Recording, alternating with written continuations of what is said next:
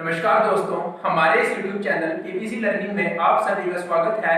आज का हमारा टॉपिक है एंटरप्रेन्योरशिप, कैरेक्टरिस्टिक्स ऑफ एंटरप्रेन्योरशिप और इंपॉर्टेंस ऑफ एंटरप्रेन्योरशिप। चलिए शुरू करते हैं।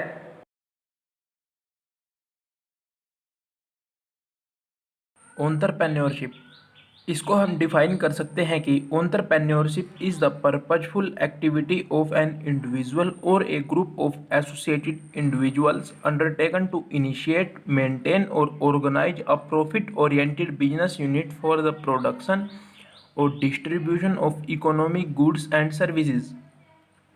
अब है topic core elements of entrepreneurship, जिसको हम डिफाइन कर सकते हैं। फर्स्ट है इसमें क्रिएटिविटी एंड इनोवेशन, सेकंड है ability to apply the creativity, third है चेंज और फोर्थ है क्रिएटिंग वैल्यू। अब हम इसमें से फर्स्ट है जो क्रिएटिविटी एंड इनोवेशन, इसको डिफाइन कर सकते हैं कि जो एंटरप्रेन्योर है वो क्रिएटिव पर्सन होता है। वो उन नए काम करने के नए तरीकों को इंट्रोड्यूस करता है जो अभी तक मार्केट में किसी ने इंट्रोड्यूस ना किए हों, या वो प्रोडक्ट्स लॉन्च करता है जो अभी तक किसी ने लॉन्च ना किए हों। सेकंड है ability to apply the creativity. अब जो एंटरप्रेन्योर है उसमें एबिलिटी होनी चाहिए कि वो अपनी क्रिएटिविटी को किस तरह से अप्लाई करे। थर्ड है चेंज और फोर्थ है क्रिएटिंग वैल्यू। हम इसमें सिंपली बोल सकते हैं कि जो एंटरप्रेन्योर है वो क्रिएटर होता है। वो समाज के सामने काम करने के नए तरीकों को इंट्रोड्यूस करता है। वो कुछ ऐसी चीज़ें लाता है जो सस्ती हों, टिकाऊ हों, यानी बेटर चीज़ें कम दाम में लाता है। अब जैसे मार्केट में कोई चीज़ पहले से ही प्रचलन में है लेकिन उसका रेट बहुत अधिक है। अब एंटरप्रेन्योर है, जो कोई भी एंटरप्रेन्योर है वो कुछ ऐसा तरीका इंट्रोड्यूस करेगा जिससे मार्केट में उसका रेट कम दाम पर अवेलेबल हो। और इस तरह से हम कोर एलिमेंट्स ऑफ एंटरप्रेन्योरशिप को सिंपली डिफाइन कर सकते हैं।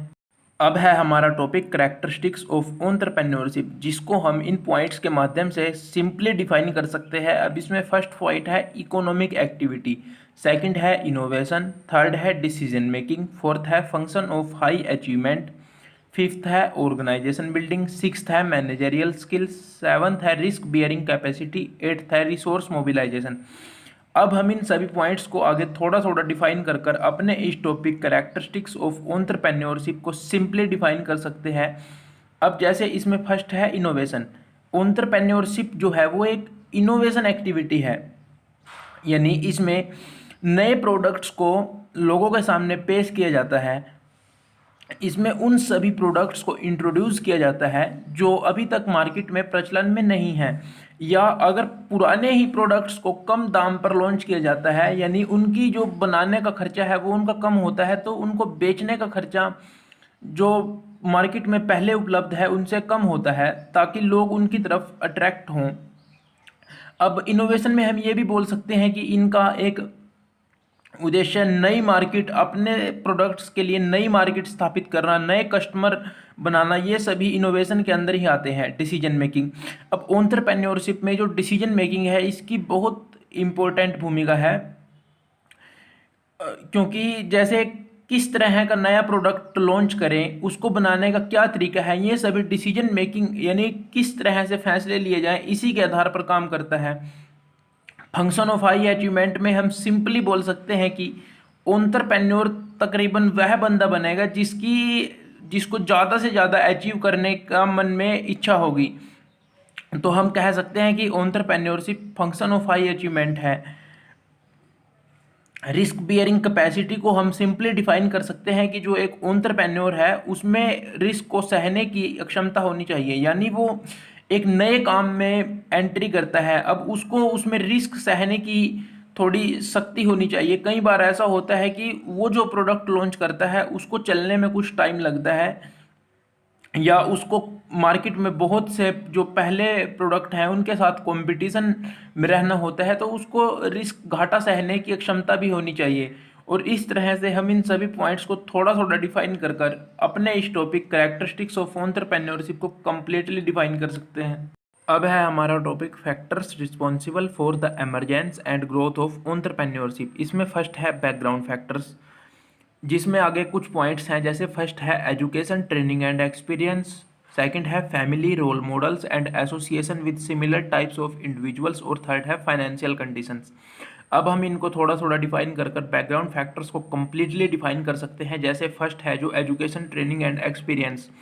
किसी भी इंडिविजुअल की एजुकेशन, ट्रेनिंग या उसका किसी एक पार्टिकुलर फील्ड में एक्सपीरियंस उसको नया बिजनेस या नया एंटरप्राइज लगाने के लिए प्रेरित करता है। Family, role models and association with similar types of individuals. अब किसी किसी की फैमिली सपोर्टिव होती है जो उसको सपोर्ट करती है कि वो अगर इस तरह का बिजनेस करेगा या इस तरह का काम करेगा तो उसका ही उसमें फ़ायदा है।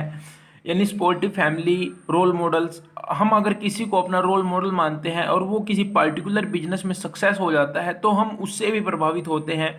या हमारा जो फ्रेंड सर्कल है, हमारा उनके साथ जो बॉन्ड है वो अपने बिजनेस में सक्सेसफुल होते हैं तो हमें भी अपना नया बिजनेस या नया काम करने के लिए प्रेरित करते हैं। फाइनेंशियल कंडीशन, कई बार फाइनेंशियल कंडीशंस बहुत अच्छी होती हैं जो एक महत्वपूर्ण भूमिका निभाती है नया एंटरप्राइज स्थापित करने में। इस तरह से हम बैकग्राउंड फैक्टर्स को तो कम्प्लीटली डिफाइन कर सकते हैं। अब सेकंड है मोटिवेशनल फैक्टर्स, जिसमें है आगे फर्स्ट है नीड फॉर अचीवमेंट, सेकंड है पर्सनल मोटिव्स या एक्सपेक्टेशंस और थर्ड है बिजनेस एनवायरनमेंट। अब हम इसमें से नीड फॉर अचीवमेंट को भी सिंपली डिफाइन कर सकते हैं कि यह एक बहुत महत्वपूर्ण भूमिका निभाता है। कई बार हमें गोल बहुत बड़ा होता है और उसको अचीव करने की जो हमारे मन में दृढ़ निश्चय होता है वह एक बहुत बड़ा मोटिवेशन प्रोवाइड करता है हमें नया एंटरप्राइज लगाने में। और बिजनेस एनवायरनमेंट को भी हम सिंपली डिफाइन कर सकते हैं कि हमारा कई बार बिजनेस आइडिया ऐसा होता है कि अगर वह एस्टेब्लिश्ड हो जाए या वह बनकर तैयार हो जाए तो उसको मार्केट में बहुत कम कंपटीशन फेस करना पड़ता है, क्योंकि उस तरह के प्रोडक्ट्स कई बार कम होते हैं मार्केट में। या और भी बहुत सी बिजनेस कंडीशंस हैं जो अगर वो प्रोडक्ट बन जाए उसके अनुकूल हो जाएंगी तो वो सभी मोटिवेशन फैक्टर्स की कैटेगरीज में आ जाते हैं। अब थर्ड है इकोनॉमिक फैक्टर्स, जिसमें फर्स्ट है सपोर्टिव गवर्नमेंट पॉलिसीज, सेकंड है availability of financial assistance from various funding bodies, third है एंसेस्टरली सपोर्ट और फोर्थ है available of technical factors like premises, electricity, labour. अब कई बार ऐसा होता है कि गवर्नमेंट की पॉलिसी सपोर्टिव होती हैं जो हमें प्रेरित करती है नया एंटरप्राइज लगाने में। यानी एंटरप्रेन्योरशिप की ग्रोथ में बहुत सी गवर्नमेंट की ऐसी पॉलिसीज हैं जो बहुत लाभदायक सिद्ध होती हैं। यानी गवर्नमेंट बहुत सा लोन प्रोवाइड कर देती है या आपका जिस तरह का आइडिया है गवर्नमेंट उस तरह के काम को चाहती है और वो उसको प्रेरित करते हैं कि लोन गवर्नमेंट दे देगी, आप काम कीजिए। कई बार फाइनेंशियल कंडीशंस अच्छी होती हैं या फंड अच्छा होता है जो अवेलेबल होता है टाइम पर। अब अवेलेबिलिटी ऑफ टेक्निकल फैक्टर्स, हम जिस एरिया में अपना प्रोडक्ट बेचना चाहते हैं यानी प्रोडक्ट का जिस एरिया में मैन्युफैक्चर करना चाहते हैं, जहां पर अपनी एंटरप्राइज स्थापित करना चाहते हैं, वहाँ पर ये सभी चीज़ें अवेलेबल होती हैं। यानी लेबर वहाँ पे लेस कॉस्ट में अवेलेबल होती है, इलेक्ट्रिसिटी की पूरी अवेलेबिलिटी होती है। और ये सभी फैक्टर्स हैं जो हमें अपना नया एंटरप्राइज या ग्रोथ ऑफ एंटरप्रेन्योरशिप में इकोनॉमिक फैक्टर्स बहुत अफेक्ट करते हैं। और अब हम इनको इसी तरह से डिफाइन कर सकते हैं, जैसे इनको सभी को थोड़ा थोड़ा आगे इनके बारे में लिखकर इकोनॉमिक फैक्टर्स को भी हम कंप्लीटली डिफाइन कर सकते हैं। फोर्थ फैक्टर है रिवार्ड, जिसमें आगे दो हैं रिकॉग्निशन और सोशल स्टेटस। हम इनको भी आगे थोड़ा थोड़ा डिफाइन कर रिवार्ड को भी कंप्लीटली डिफाइन कर सकते हैं। और इस तरह से हमारा topic factor responsible for the emergence and growth of entrepreneurship completely हम डिफाइन कर सकते हैं। वीडियो को पूरा देखने के लिए आप सभी का धन्यवाद। अगर आपको वीडियो अच्छी लगी हो तो प्लीज वीडियो को लाइक कीजिए, शेयर कीजिए और चैनल को सब्सक्राइब कर दीजिए। थैंक यू, मिलते हैं अगली वीडियो में।